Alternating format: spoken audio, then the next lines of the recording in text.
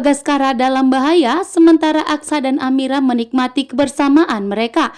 Kini pun Galang begitu murka dan marah besar karena Lian Bagaskara telah memerintahkan Markus dan anak buahnya untuk membantu Aksa merebut Amira kembali dari Galang. Sehingga rencana Lian Bagaskara untuk menyatukan Aksa dan Amira telah berhasil, bahkan telah berhasil Aksa merebut Amira kembali dari Galang dan membuat Galang pun begitu murka. Bahkan Markus pun telah tega mengkhianati Galang, bahkan memberikan pelajaran kepada Galang sampai Galang pun terjatuh dan terkapar.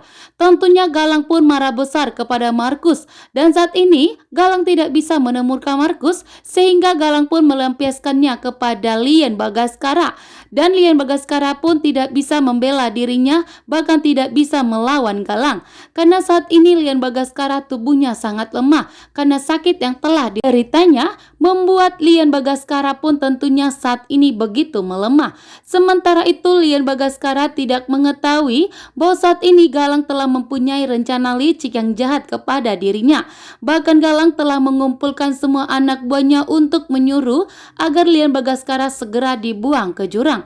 Sementara Aksa dan Amira tidak mengetahui bahwa Lian Bagaskara dalam bahaya. Akan tetapi Markus tidak akan membiarkan Galang untuk menyakiti bosnya yaitu Lian Bagaskara karena Markus pun begitu marah kepada Galang karena Galang begitu jahat sekali, bahkan telah mengkhianati bosnya sendiri yaitu Lian Bagaskara yang telah membantu dan menyelamatkan dirinya di saat Bastian menyingkirkan dirinya. Saat ini pun Lian Bagaskara setelah dirinya dibuang ke jurang, Lian Bagaskara memberikan titik terakhirnya kepada Markus sehingga Markus dapat menemukan di mana keberadaan Lian Bagaskara. Awal Lian Bagaskara terancam saat ini. Galang pun emosinya memuncak. Bahkan di sini Lian Bagaskara pun dihajar habis-habisan oleh Galang. Galang marah besar karena Lian Bagaskara telah menyuruh Markus untuk membantu Aksa dan Amira, sehingga Galang pun gagal untuk melenyapkan Aksa, sehingga membuat Galang pun marah besar dan segera buat pelajaran dan peringatan kepada Lian Bagaskara yang sudah ikut campur dalam masalahnya Galang. Saat ini pun Lian Bagaskara tidak bisa berkutik. Lian Bagaskara hanya bisa pasrah dan berbohong dan mengatakan bahwa Lian Bagaskara tidak ada menyuruh Markus. Dan di sini pun ternyata Galang tidak percaya. Saat ini Aksa dan Amira sudah bersatu kembali, sementara Galang akan kehilangan Amira.